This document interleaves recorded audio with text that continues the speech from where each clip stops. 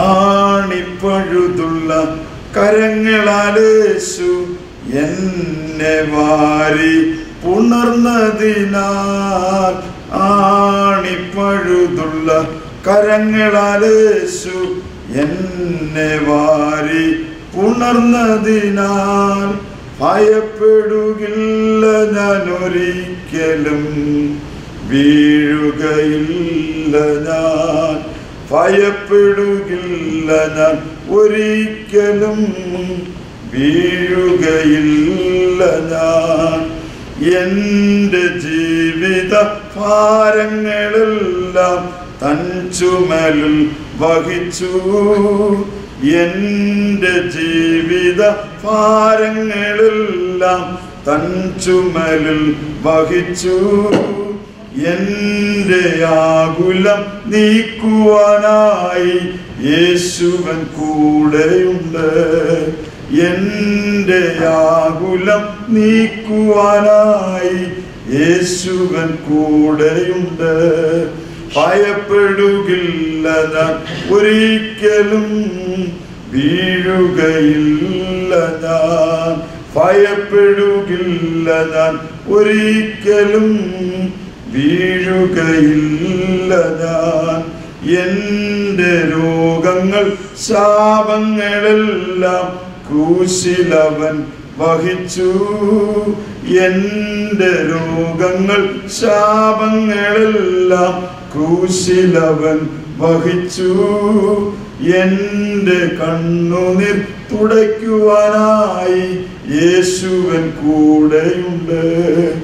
എൻ്റെ കണ്ണുനീർ തുടയ്ക്കുവാനായി യേശുവൻ കൂടെയുണ്ട്.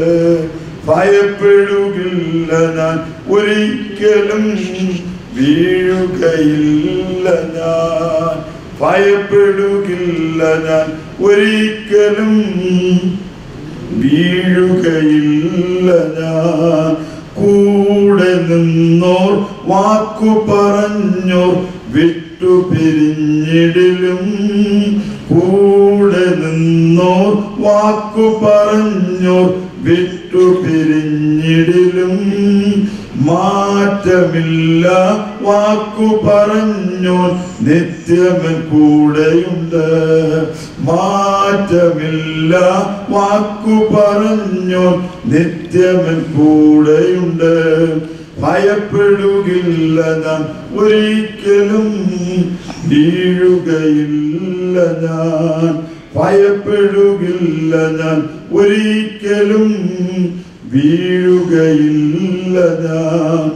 ആണിപ്പഴുതുള്ള കരങ്ങളാലേശു എന്നെ വാരി പുണർന്നതിനാൽ. ആണിപ്പഴുതുള്ള കരങ്ങളാലേശു എന്നെ വാരി പുണർന്നതിനാൽ.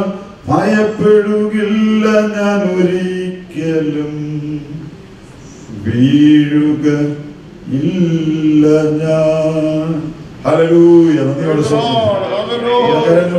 എല്ലാവരും സ്തോത്രം മഹത്വം കൊടുക്കാം. ഹല്ലേലൂയ. കർത്താവേ, ഞങ്ങളെ സ്തുതിക്കുന്നു, ഞങ്ങളെ മഹത്വപ്പെടുത്തുന്നു. ഹല്ലേലൂയ. ആമേൻ. പ്രീ ഡിഗ്രിക്ക് പഠിക്കുന്ന സമയത്താണ് ദൈവം എന്നെ പതുക്കെ തൊടാൻ തക്കൊണ്ട് കാരണമായി തീർന്നത്. എൻ്റെ സ്വദേശം തിരുവനന്തപുരമാണ്.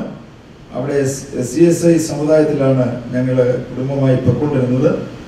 ഈ വചനങ്ങളെല്ലാം ആ പള്ളിയിൽ നിന്ന് വരുന്നുണ്ടെങ്കിലും ഇതൊന്നും ജീവിതത്തെ സ്വാധീനിക്കുന്നില്ല, ജീവിതത്തിന് രൂപാന്തരം വരുന്നില്ല. എന്നാൽ ഒരു ദിവസം പരിശുദ്ധാത്മാവിൻ്റെ അഭിഷേകത്താൽ നിറയപ്പെടാൻ കാരണമാക്കി ഒരു 10 ദിവസത്തെ ഉപവാസ പ്രാർത്ഥനയിൽ ഇരുന്നപ്പോൾ അതിൻ്റെ 6ാമത്തെ ദിവസം പരിശുദ്ധാത്മാവിൻ്റെ അഭിഷേകത്തെ നിറഞ്ഞു. 10ാമത്തെ ദിവസം സ്നാനപ്പെടുകയും ചെയ്തു. 1984 ഒരു ഒക്ടോബർ മാസം 10-ാം തീയതിയാണ് സ്നാനപ്പെടാൻ തക്കണം ദൈവം ഭാഗ്യം തന്നത്.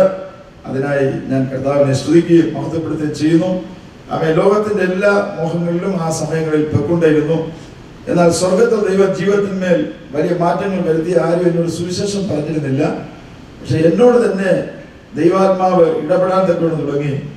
ഈ മോശകരമായ ജീവിതത്തിലൂടെ പൊയ്ക്കൊണ്ടിരുന്നാൽ നിന്റെ ജീവിതം വളരെ ദയനീയമായി അവസാനിക്കാൻ തക്കൊണ്ട് കാരണമായി തീരും. അതുപോലുള്ള ചില വ്യക്തികളുടെ ദയനീയ പരാജയം എൻ്റെ കൺമുമ്പിൽ തന്നെ കർത്താവ് കാണിച്ചു തന്നു.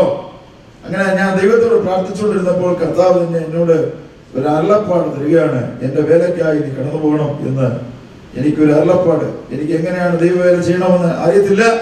പള്ളിയിൽ പോയിക്കൊണ്ടിരുന്ന എനിക്ക് എങ്ങനെ ചെയ്യണമെന്ന് അറിയത്തില്ല. പള്ളിയിലെ അച്ഛൻ പറയാണ് അച്ഛനാകാൻ വിടാമെന്ന്. അവൻ എന്നാൽ ഒരു പാസ്റ്റർ വന്ന് സുവിശേഷം പറഞ്ഞ് അദ്ദേഹം പറഞ്ഞു പാസ്റ്ററാകാൻ വിടാൻ പറഞ്ഞു. അച്ഛനാണെങ്കിൽ അച്ഛൻ, പാസ്റ്റർ ആണെങ്കിൽ പാസ്റ്റർ, ഏതായാലും കുഴപ്പമില്ലാന്ന് ഞാൻ അങ്ങനെ മനസ്സിൽ ചിന്തിച്ചു. പക്ഷെ ഒരു കാര്യം, ആവേശം ഓട്ടോമാറ്റിക്കലി പാസ്റ്ററായി. അതാണ് പിന്നെ അതിന്റെ അവസാനമായി കാണാത്ത കൂടെ കഴിഞ്ഞത് പുനലൂരിലുള്ള ബെഥേൽ ബൈബിൾ സെമിനാരിൽ പോയി 4 വർഷം ദൈവവചനം പഠിക്കാൻ ഇടയായിരുന്നു. അത് ഞാൻ കൊച്ചു പയ്യനായതുകൊണ്ട് ആവേശോദരം ഈ മുണ്ടെടുക്കാൻ തുടങ്ങിയതേ ഉള്ളൂ. അപ്പൊ മുണ്ടെടുത്ത് ഇങ്ങനെ ഒരു പരുവത്തിലൊക്കെ ഇങ്ങനെ അങ്ങോട്ട് ചെന്ന് കഴിഞ്ഞപ്പോൾ ഒരാളോട്, ഇതിന്റെ സൂപ്രണ്ടിനോട് ഞാൻ ചോദിച്ചു, എന്നെ ബൈബിൾ കോളേജിൽ പഠിക്കാൻ വേണ്ടി എനിക്കൊരു ക്രമീകരണം ചെയ്യണം. അദ്ദേഹം പറഞ്ഞു സുവിശേഷ വേലയ്ക്ക് പോകാതെ കൊണ്ട് നീ റെഡി ആയിട്ടില്ല, അതുകൊണ്ട് കുറെ നാൾ കഴിഞ്ഞു വരാൻ പറഞ്ഞു. പക്ഷെ ദൈവം എന്നെ വിളിച്ചതായിരുന്നു. എനിക്ക് അവിടെ അഡ്മിഷൻ കിട്ടുവാനും ദൈവത്തിന് മഹത്വമാകാൻ ഇടയായി തീർന്നു. ദൈവത്തിന്റെ ആത്മാവ് എന്നോട് പറഞ്ഞു, നിന്നിലൂടെ ഞാൻ വലിയ കാര്യങ്ങൾ ചെയ്യിക്കും. വചനം പഠിച്ചതിന് ശേഷം പഠിച്ചുകൊണ്ടിരിക്കുമ്പോൾ തന്നെയും യഥാർത്ഥമായി ദൈവവേല ചെയ്യുന്നവരും യഥാർത്ഥമായി ദൈവവേല ചെയ്യാത്തവരെയും തമ്മിൽ കണ്ടു.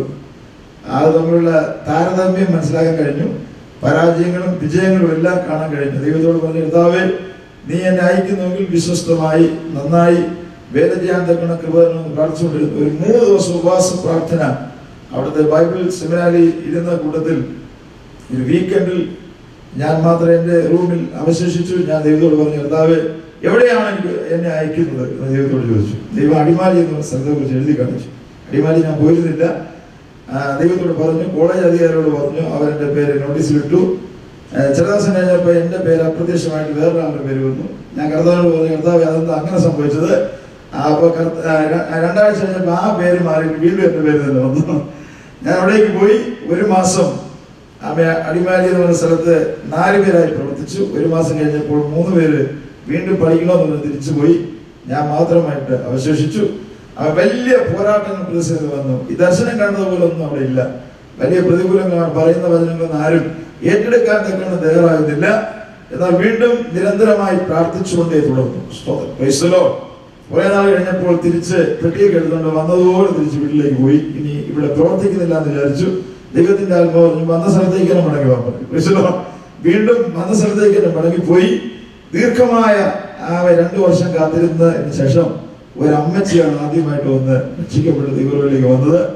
അങ്ങനെ ആമേശ്വരം ആ പ്രവർത്തനം അങ്ങനെ രൂപാന്തരപ്പെട്ട് ഒരു 18ഓളം കൂടിവരവുകൾ ആ ചുറ്റുപാടിൽ ഉണ്ടാകാൻ കാരണമായി.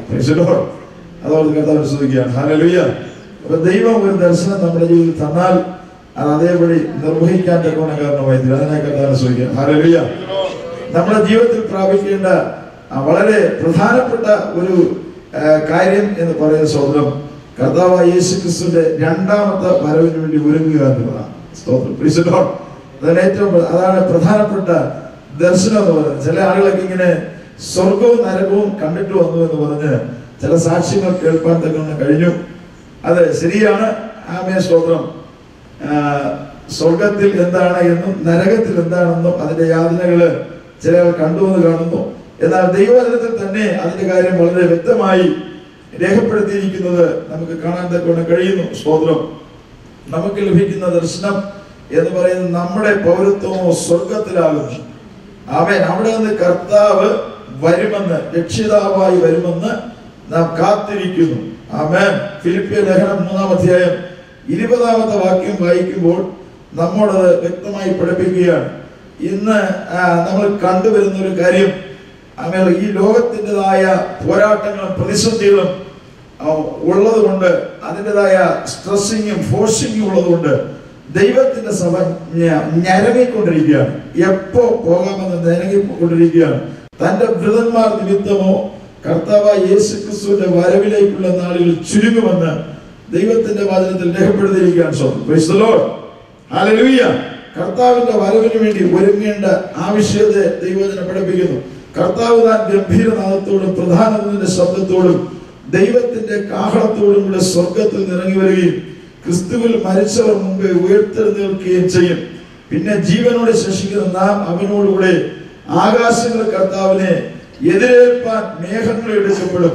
ഇങ്ങനെ നാം എപ്പോഴും കർത്താവിനോടുകൂടി ഇരിക്കും. ഈ വചനങ്ങളെ കൊണ്ട് ആശ്വസിപ്പിച്ചു കൊള്ളുവിൻ എന്ന് ദൈവവചനം പറയുന്നു.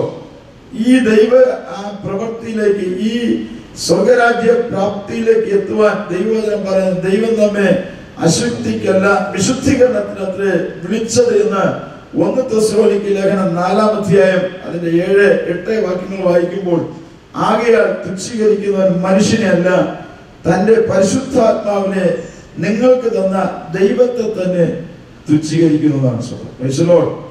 ഒരുവൻ ദൈവത്തിന്റെ രാജ്യത്തിന്റെ പ്രാപ്തി അവിടേക്ക് എത്താൻ തക്കവണ്ണം ശരീരങ്ങളെ വിശുദ്ധീകരിക്കുന്നില്ല, മനസ്സിനെ ഏകീകരിക്കുന്നില്ല, അതിനായി ഒരുങ്ങുന്നില്ല, കാത്തിരിക്കുന്നില്ല എങ്കിൽ തന്റെ പരിശുദ്ധാത്മാവിനെ തരുന്ന ദൈവത്തെയാണ് തുച്ഛീകരിക്കുന്നതെന്ന് സ്വന്തം ദൈവം നമ്മൾ പറയണം. വിശ്വസിക്കുന്ന സ്വന്തം ചെയ്യട്ടെ. Hallelujah, hallelujah. ദൈവനാമത്തിന് മഹത്വം ഉണ്ടാകട്ടെ. അവന്റെ വലിയ പ്രവൃത്തിക്കായി നന്ദിയോടെ കർത്താവിനെ സ്തുതിക്കുകയും കർത്താവിനെ മഹത്വപ്പെടുത്തുകയും ചെയ്യാൻ സ്വന്തം.